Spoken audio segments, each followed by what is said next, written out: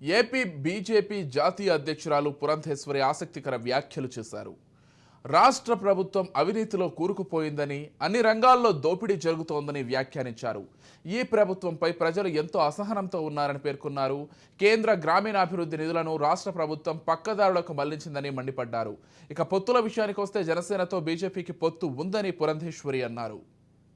సంక్షేమాన్ని అందించాలని, ప్రతి రాష్ట్రానికి కూడా అభివృద్ధికి తన వంతు సహకారాన్ని అందించాలి అని చెప్పి కట్టుబడి ఉన్నటువంటి పార్టీ భారతీయ జనతా పార్టీ నాయకత్వంలో ఉన్నటువంటి కేంద్ర ప్రభుత్వం కనుక అన్ని విధాలా కూడా ఇవాళ ఆంధ్ర రాష్ట్రానికి న్యాయం చేస్తున్నారు.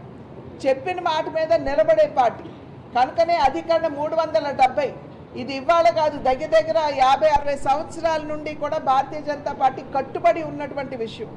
దానికి కట్టుబడి 370 అధికరణ తీసివేసిన, అదేవిధంగా ఈ మధ్య కాలంలో మనం చూసాం అయోధ్యలో రామ మందిర్ నిర్మాణం.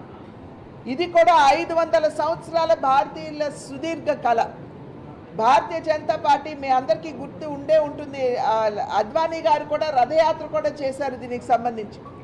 కనుక దానికి కూడా ఆ అంశానికి కూడా కట్టుబడి ఇవాళ భారతీయ జనతా పార్టీ నాయకత్వంలో ఉన్న కేంద్ర ప్రభుత్వం, ప్రత్యేకించి నరేంద్ర మోడీ గారు, అమిత్ షా గారు శ్రద్ధ తీసుకుని అక్కడ ఏ విధంగా ఒక భవ్యమైనటువంటి రామ మందిరాన్ని నిర్మాణం చేశారు ప్రజలందరూ గమనించాలి. మరి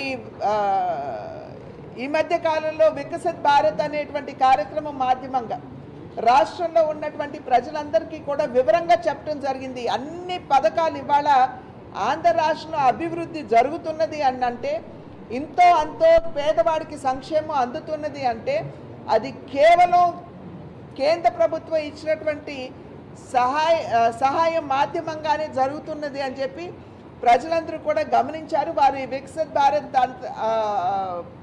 దానిలో భాగంగా వారందరూ కూడా అర్థం చేసుకున్నారు.